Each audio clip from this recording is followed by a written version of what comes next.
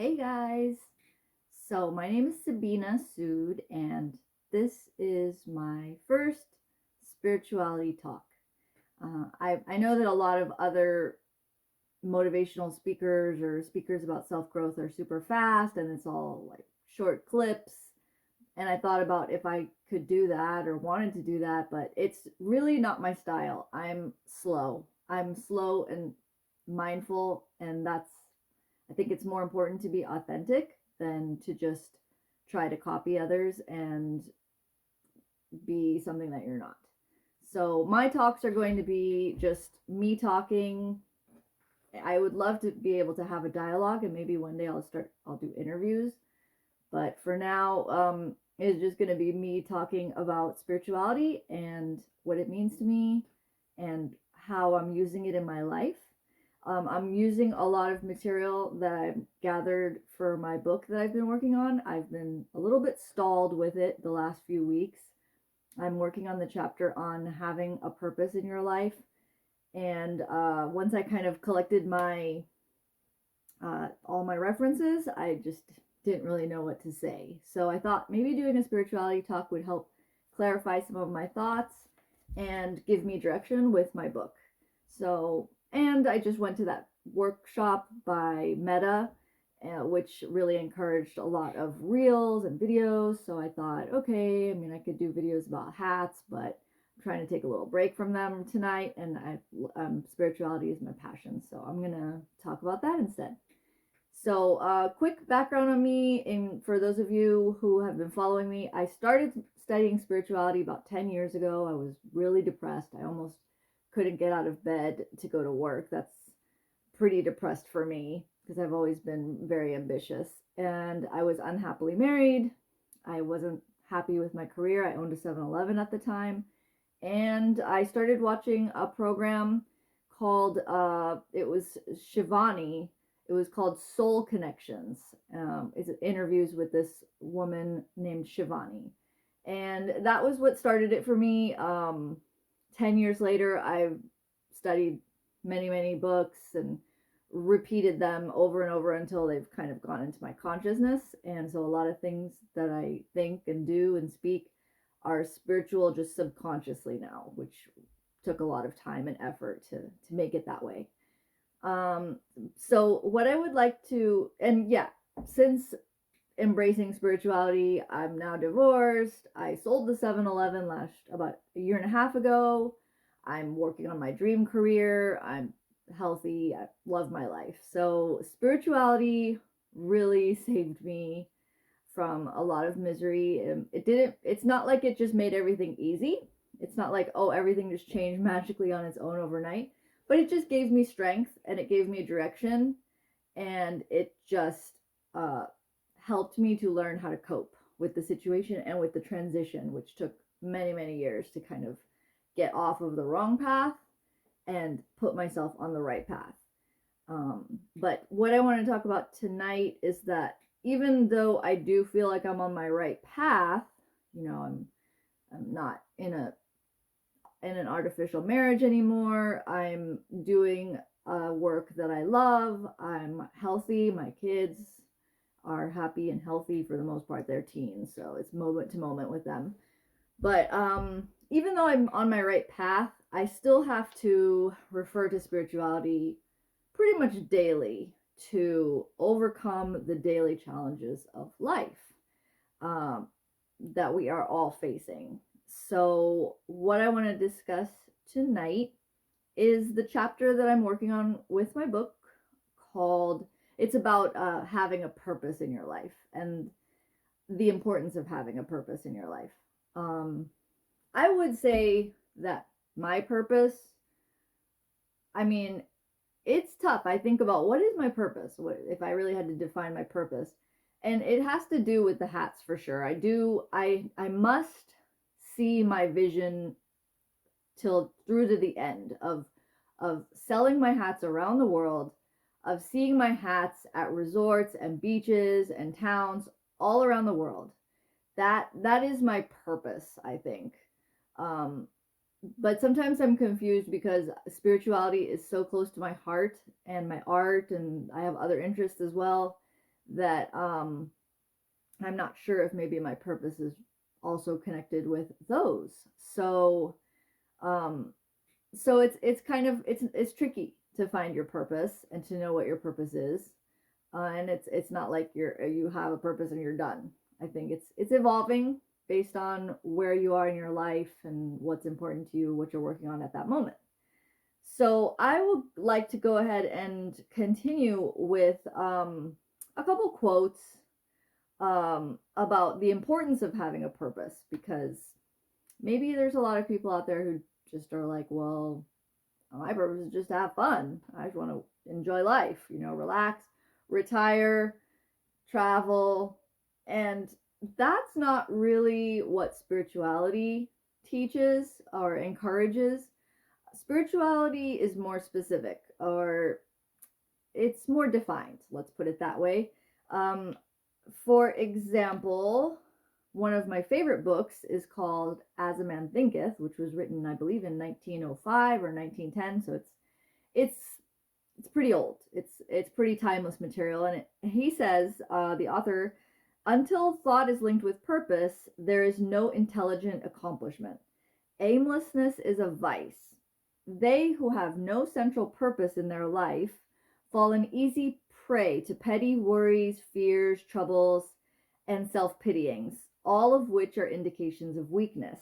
And weakness cannot exist in a power evolving universe. So, um, I personally can empathize or understand this quote, because I do often feel like having working on the hats and having them as my purpose of improving them and getting them out there and serving people with my hats, it does prevent me from just sitting and worrying, because there's a lot to worry about. I mean, look outside, talk to anyone. There's the economy, there's health problems, there's divorce, there's life will throw you so many things to worry about. So having the hats as my purpose for so many years now, it's kind of like this life raft that I cling to, that I can put my mind on and not be drowning basically in all the worries. And even if it's just to improve some small thing in the hats, it's just something to get, it's something for my mind to work on, and something positive. I mean, we could definitely distract ourselves from our worries with a lot of other things like food and alcohol and drugs and movies. And I mean, there's all kinds of things that will take your mind off of your worries. But we want to do it, or at least spirituality teaches that we should do it in a productive and constructive way, in a way that's going to make our lives better over the long term, not just make us feel better right now. And so that, to me, yeah, having the hats as my purpose, it has been beneficial to me in my life and helped me get through all these scary situations that we all face. I'm not any unusual. Lots of people get divorced, lots of people are unhappy in their careers or have health problems, or my daughter has diabetes, so that's not unique to me. But having the hats as my purpose, yeah, it's definitely helped me get through it in a positive way. I think the other thing I want to just mention is that to help you, if you might be thinking about like, well, what's my purpose going to be, is I love this quote from The Secret of the Ages. The Secret of Ages is like this thick. It's a super long book, but it encompasses so many things. It was also written, I think, in like 1910. Robert Collier is the author, and it's just one of my favorite books, because it's like a manual on life, on how to live. And there's a line in there about having a purpose that just really stuck with me and just helped me so much grow as a person. And he says, no one can follow it down through the ages without realizing that the whole purpose of life is growth, expression. So once I was like clear on that, it's not, so the purpose of life isn't just have fun, relax, talk to friends, travel. these are kind of like our everyday notions of what life is supposed to be about. Well, we got a good life, buying stuff, looking beautiful, impressing your friends, all of these things that I was raised with, that many of us are raised with. That's not really the purpose of life. And that's why it doesn't feel so satisfying. And doesn't the rewards, or the when we are doing these things, they don't last, especially buying stuff, because that was my way of escaping before spirituality. Was I was just a complete shopaholic. I was online shopping all the time. Boxes were coming in. I was piling them up against the wall, not even opening them because I didn't even care what was inside. I just got like a thrill from the purchase. So that was not long lasting. And obviously there's no real growth or expression involved with online shopping. And so that's why it wasn't actually fulfilling me, or actually, helping me truly overcome my depression. So growth, expression, and then when you get deeper into spirituality, I would say service. If you can channel those two things into a way that serves, then you really have a complete formed purpose in your life. I play the violin. I'm learning it for myself right now, but eventually I would like to perform. I mean, eventually I'd like to use my music to serve. So that can come later. And it definitely doesn't have to. I mean, I didn't really plan to perform up front like for years. I've been learning for 5.5 years. So it's not like the service part has to be right away, but I think eventually it will come in to the picture when you create the purpose, the complete picture of what your purpose should be. But growth and expression should be the first two things. So that's growth in character, that's growth in a skill, that's growth in your physical fitness. I mean, just anything that you're improving. Anything. It could be literally anything. And then it should be something that you can express yourself with. So you're not just taking in information, you're actually channeling that out into your own expression. So it's not that you're just sitting there learning about painting, you're just reading books about painting, you're looking at painting. No, you're learning about painting, and then you're painting. You're expressing yourself through painting. Or you're learning a language, and now you're taking that language and you're expressing yourself somehow. You're going out and talking to people with that language. They need to be connected, growth and expression. Otherwise, it's incomplete. It's an incomplete purpose, I would say. Just like a tree. I always come back to the image of a tree, because it's so simple, but we are much more like a tree than we think. We're complicated trees. We make ourselves complicated, but what does a tree do? I mean, it's growing. Its purpose is to grow, and its purpose is to express its treeness, it's make its leaves as abundantly as it can and stretch out its branches and be the tree. That's how it expresses itself. So we have to find our own way of being the tree that we are.